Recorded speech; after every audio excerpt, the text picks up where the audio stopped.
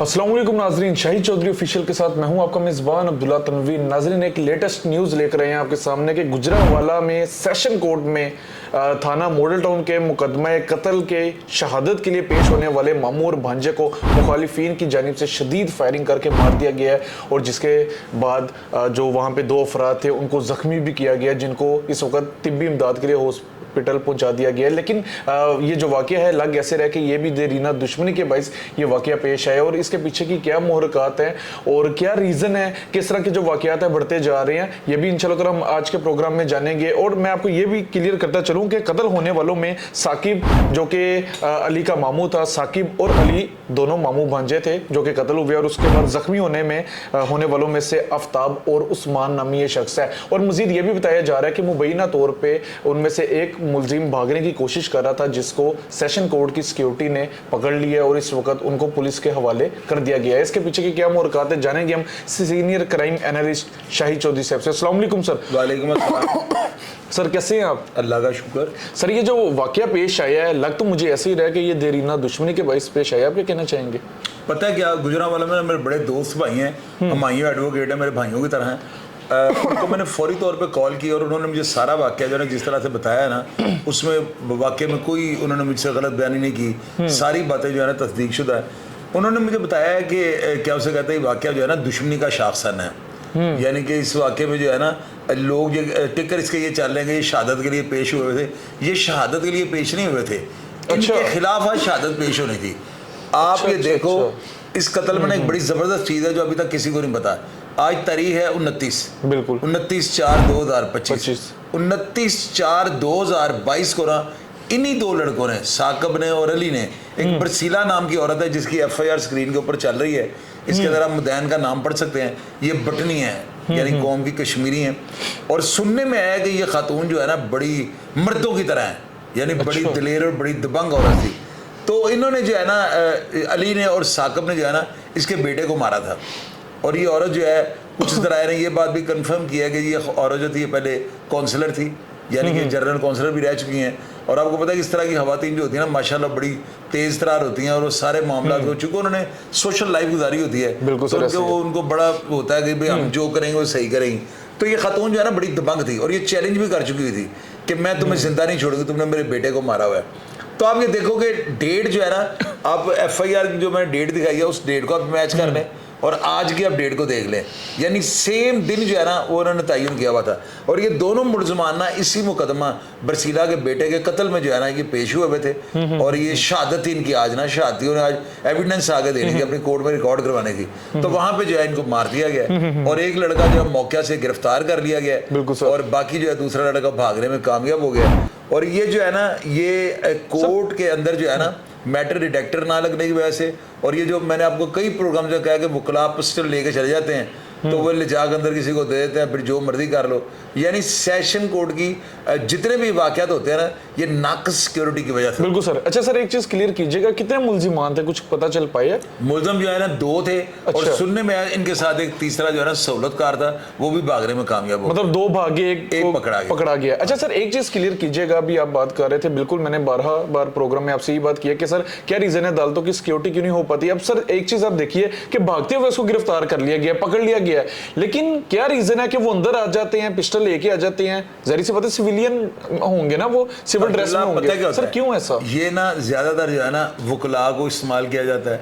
मैं अब इसमें वकला जो हैं वो लाहौर में भी इस तरह के वाक़यात होते हैं, उनमें यकीनन जो है ना वकला की साजबाज के बगैर जो है ना असला अंदर नहीं जा सकता, क्योंकि वहाँ पे हर नॉर्मल बंदे की तराशी ली जाती है और तराशी वो जो है इस तरह से ली जाती है कि पिस्टल वगैरह आप अंदर लेके नहीं जा सकते।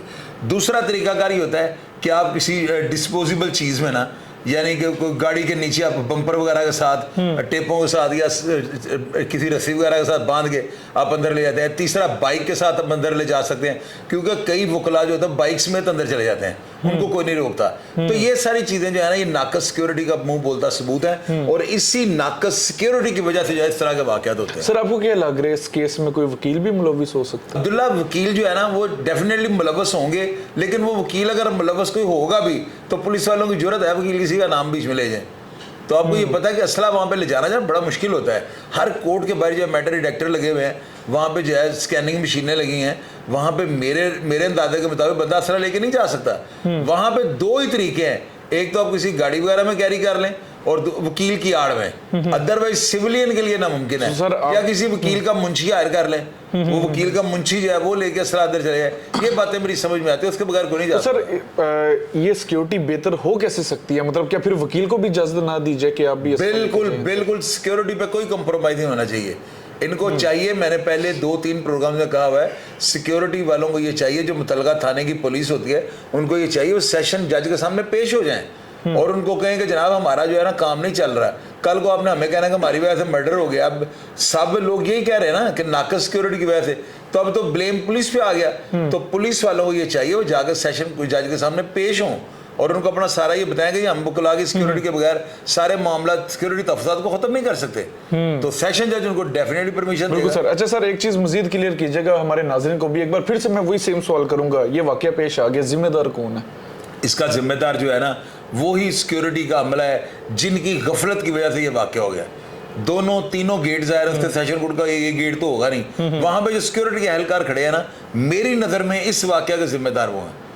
और दूसरी बात ही होती है, अभी देखो अब्दुल्ला, वहां पे खवातीन की भी तलाशी ली जाती है, सेशन कोर्ट के खवातीन बैठी होती हैं, वो खवातीन की तलाशी लेती हैं। तो फिर ये असला कैसे चला ऐसे हो गया? ये जो है ना कोई कैंटीन का जो सामान आता है उनकी पेटियों के अंदर, भाई यानी पूरे प्लानिंग के साथ ये सर मुझे तो अंदेशा है कि आज को अगर किसी सिविलियन के ऊपर अटैक कर दिया जाता है, कल को जाहिर सी बात है जज साहिबान भी वहीं पे बैठे होते हैं। सर आप ये देखो ना, ये बरसीला नामी जो खातून है 2-3 साल से तरीखें भुगत रही थी, वो कितनी दफा सेशन कोर्ट आई गई होगी, उसने कुछ ना कुछ तो नोट किया होगा कि मैं किस तरह से पिस्टल लेके जा सकती हूँ। तो ये इतना बड़ा इशू नहीं, जो बंदा 10 दफा वहां से गुजर जाए उसको सारे हालात का पता लग जाता है। वो तो 3 साल से तारीखें भुगत रही थी। तो ये सारी चीजें ऊपर से सुनने में आया कि वो औरत इतनी दबंग थी, उसने इनको चैलेंज किया हुआ था कि मैं तो नहीं छड़ना है। और आज वो जो है वहाँ पे ज्यादातर जो है, और मैंने बड़े जराए से रब्ता किया, लोग ये बता रहे हैं कि वो खातून जो है उसने वहाँ पे जो है ना ऐलान जंग किया हुआ था। तो अक्सर तारीखों के ऊपर इनको गाली निकालती थी कि मैं तानू नहीं छड़ना। तो देखे उसने वही तारीख जो उसके बच्चे के कत्ल की थी, वही डेट जो है आज तो रहेगी और वही तयन करके उनको बिल्कुल सर, या इसे इत्तेफाक कह लें या फिर यही समझ लें आपके वाली बात के तयन करके करवाया गया। बहरहाल सर एक चीज मजीद भी क्लियर कीजिएगा, कहा जा रहा है नाजरीन के जो अली लड़का है जो मरा है, इसके वालिद को भी 2-4 साल पहले कत्ल कर दिया गया था, वो क्या मामला है सर? इसके वालिद को जो है ना गुजरों ने कत्ल किया हुआ था। वहां पे गुजर बरादरी, उन्होंने जो है ना अली के वालिद को कत्ल किया हुआ था। सुनने में आया है कि ये जो गुजर बरादरी है, ये भी बरसीला जो खातून है ना, इसको सपोर्ट करती थी, यानी इनके साथ इनका बड़ा गहरा ताल्लुक था।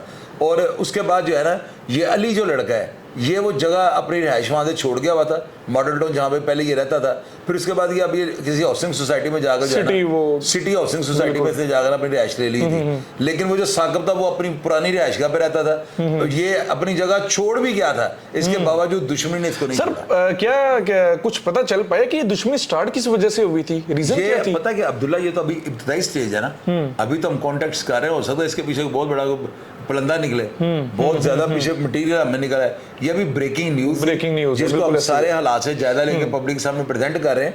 अभी इसके पीछे की क्या मुहरकात हैं और पीछे क्या बैकग्राउंड है, ये अभी हमें नहीं पता। इसके ऊपर रिसर्च शुरू हो गई है। आपको जब हमने प्रोग्राम अपलोड कर रहे हैं, नीचे लोगों ने कमेंट्स करने शुरू कर देने, फोन पर राब्ते शुरू कर देने। और मैं तमाम नाज़रीन से ये कहता हूँ कि अगर आपके पास इस दोहरे कत्ल की इसके बारे में अगर आपके पास कोई इत्तला हो, तो मेरे मोबाइल नंबर 0302 84 14 006 0300 40 27 085, आप इसके ऊपर लाजमी जो है इतला दीजिएगा। आपका नाम सिगिया राज में रखा जाएगा और मैं चाहता हूं कि तमाम हालात जो है पब्लिक से शेयर करें। बिल्कुल सर, बहुत शुक्रिया सर। बिल्कुल नाज़रीन, ये हमारा आज का प्रोग्राम था, बल्कि आप ये कह लें कि एक लेटेस्ट न्यूज़ थी इस केस के हवाले से। और बाकी आप देख लें जो भी वाकया पेश आया है, ये गफलत कह लें इसको, या फिर हम ये कह लें कि सिर्फ ताकत के बलबूते आप कुछ भी कर सकते हैं या कुछ भी करवा सकते हैं, लेकिन वाकया पेश आया, लोगों की जान भी गई और कल को इन्हीं जज साहिबान जो अंदर बैठते हैं इनकी भी जान को खतरा हो सकता है। सरकार को चाहिए कि इसके ऊपर लाजमी स्ट्रिक्ट एक्शन लिया जाए और किसी भी किस्म के अफराद को किसी भी असले की हवाले से कि वो उसने अंदर असला लेके जाना हो, चाहे उसको कोई भी सिक्योरिटी थ्रेट्स हो, आप सिक्योरिटी इतनी टाइट कर दें कि अंदर असला लेके जाने की जरूरत ही ना हो। तो इन सारी चीजों को लाजमी देखा जाए और उसके बाद कोई बेहतरीन इकदाम अपनाए जाए अदालतों की सिक्योरिटी के हवाले से। नाज़रीन, प्रोग्राम का फीडबैक जरूर दीजिएगा और अगर आप भी इस केस के हवाले से कुछ भी जानते हैं तो बिल्कुल हमारे कमेंट सेक्शन पे या शाहिद चौधरी साहब के कॉन्टैक्ट नंबर पे लाजमी शेयर कीजिएगा। इसी के साथ अपने मेजबान अब्दुल्ला तनवीर को इजाजत दीजिए। अल्लाह निगहबान।